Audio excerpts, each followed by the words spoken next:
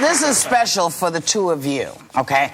A mom wrote a book called My 2-Year-Old Eats Octopus, Raising Children Who Love to Eat Everything, and says she can get kids to eat anything. Really? I would love to know how she does that. You just put the food in front of them, and they either eat it or they don't. And eventually they get hungry enough, they're going to eat it. Jeffrey will clamp his mouth shut, and he will not eat, even if he's hungry. Cook something else? Well, like I made him raisin bread. He doesn't like that hard stuff, so I peel it off for him. You're one of those, the toast, crust cutters. Yeah. Drives me crazy. I mean, if a kid's not going to eat the crust on the toast, you know you've got issues coming up later on. But you have 8 children, so I guess you know. I am not fixing 8 different meals. You do? It's you. Yeah. Well, I got 5 that I gave birth to. Yeah. See? Yeah. 5 that I gave birth to and 3 stepkids. Oh, that's right. And if I started making meals that each one of them wanted, right, I'd be spending the entire day in the kitchen. kitchen. So you just go, you're going to eat, do you make them just sit there until they... Well, no, if they don't want to eat it, they sit there for a while. And then if they aren't going to eat it, fine. Go to bed, read a book, then come down and eat. It's not that dissimilar to a cat. Cats can be very pickety, right? And you don't feed, they just say, okay. You know, and then they eventually they'll find something to eat. I was the pickiest eater. If it's the wrong color, I won't eat it. If it's the wrong consistency, I won't eat it. If it doesn't smell right, I won't eat it. And the green touches the white, you don't eat it. I don't want my food touching. I don't want it to know about each other. Were you prepared to go on a hunger strike? Yes, I was. And let me tell you a quick story. I'll tell you really fast. When I was probably 10 or 11, my mother... And this is how she described it. She said, I don't know what I was thinking. I lost my mind. I decided that you, Karen, were going to eat an egg. I had never eaten eggs from the time I was born. And this is no downer to the egg people. I love all of you who are raising those chickens because I'll eat the chickens. I will eat the chickens, leave you the eggs. For those women who still have their eggs also. That's right. We salute you. Go ahead. So my mom made scrambled eggs for breakfast. I came out, I sat down, and I didn't know what to do. I was a kid. And my brother looked at me, and I looked at him.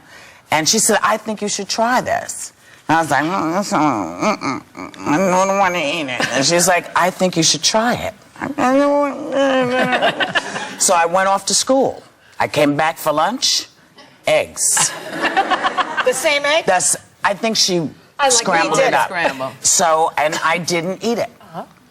And for dinner, the eggs were there.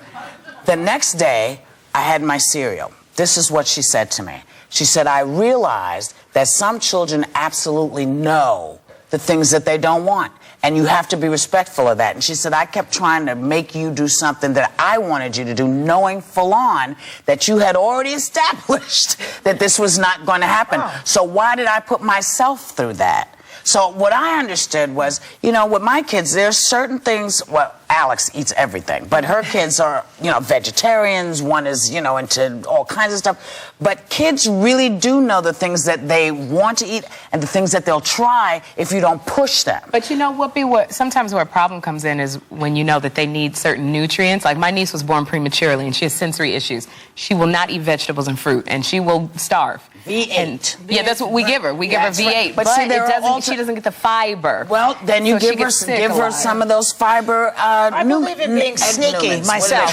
My mother, I'll tell you what my mother used to do. I couldn't eat eggs either. And she would put them in this malted in the morning, and you know, like a regular milk malted, and I didn't know it was in there. And I'd say to her, she'd say, oh, I don't put eggs in anything. She'd lie to me, basically. And I'd say, oh, thank you, Mommy. And then I saw the shells in the garbage, and I had a fit. Yeah. And then I would never eat eggs again. You know, one thing is... And I want to the FBI to start investigating her. One of the things that Gail writes in this book that I do think is good, my kids didn't like tomatoes. And she writes, have them grow some of the vegetables they don't like. And my 6-year-old really doesn't like tomatoes, and I had her grow cherry tomatoes. And sure enough, because she grew them, she was so proud of them that she ate them. And I could tell that she kind of ate them, not really loving them, but she ate them nonetheless. But it was her choice. Yeah. She made the decision that she was going to try it. See, kids are much smarter than we give them credit for. Because if we say, try it, they go, no. But then when you're not looking, they kind of go, yeah. And then that's okay. Let them just put the tongue on it. And then next time they take a little teeny bite, let kids get to it. They will. See, I do like this to Jeffrey. Look, nom, it's good. And he just. I'll tell you what he's going to think about that, but I can't tell you on air. Did you know that soft toilet paper is very hard on the planet, and we all want to do our part to save the planet. But Washington Post wonders if we will sit for environmentally friendly toilet paper. Now, I have some here as a prop.